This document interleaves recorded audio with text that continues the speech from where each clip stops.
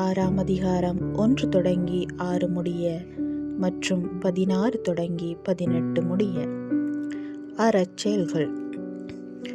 அக்காலத்தில் இயேசு தம் சீடரை நோக்கி கூறியது: மக்கள் பார்க்க வேண்டுமென்று அவர்கள் முன் உங்கள் அறச்செயல்களை செய்யாதீர்கள். இதை குறித்து நீங்கள் எச்சரிக்கையாயிருங்கள். இல்லையென்றால் உங்கள் விண்ணகத் தந்தையிடமிருந்து உங்களுக்கு கைமாறு கிடைக்காது.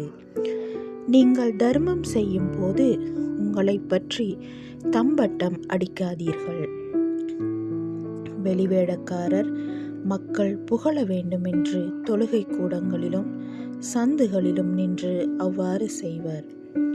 அவர்கள் தங்களுக்குரிய கைமாறு பெற்றுவிட்டார்கள் என உறுதியாக உங்களுக்கு சொல்கிறேன். நீங்கள் தர்மம் செய்யும் போது உங்கள் வலக்கை செய்வது இடக்கைக்கு தெரியாதிருக்கட்டும். அப்பொழுது நீங்கள் செய்யும் தர்மம் மறைவாயிருக்கும். மறைவாய் உள்ளதை காணும் உங்கள் தந்தையும் உங்களுக்கு கைமாறு அளிப்பார். நீங்கள் இறைவனிடம் வேண்டும் பொழுது வெளிவேடக்காரரைப் போல் இருக்க வேண்டாம்.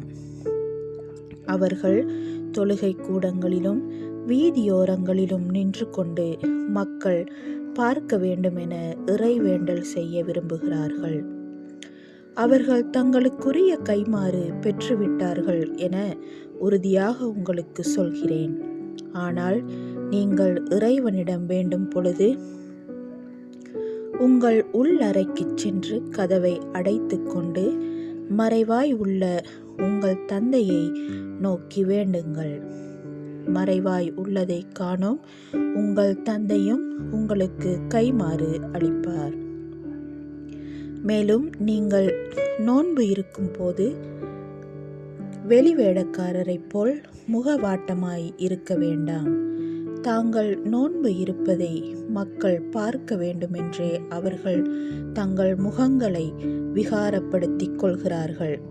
அவர்கள் தங்களுக்குரிய கைமாறு பெற்றுவிட்டார்கள் என உறுதியாக உங்களுக்கு சொல்கிறேன். நீங்கள் நோன்பு இருக்கும் போது உங்கள் தலையில் எண்ணெய் தேய்த்து முகத்தை கழுவுங்கள். அப்பொழுது நீங்கள் நோன்பு இருப்பது மனிதருக்கு தெரியாது. மாறாக மறைவாய் இருக்கிற உங்கள் தந்தைக்கு மட்டும் தெரியும். மறைவாய் உள்ளதை காணும் உங்கள் தந்தையும் உங்களுக்கு ஏற்ற கைமாறு அளிப்பார்.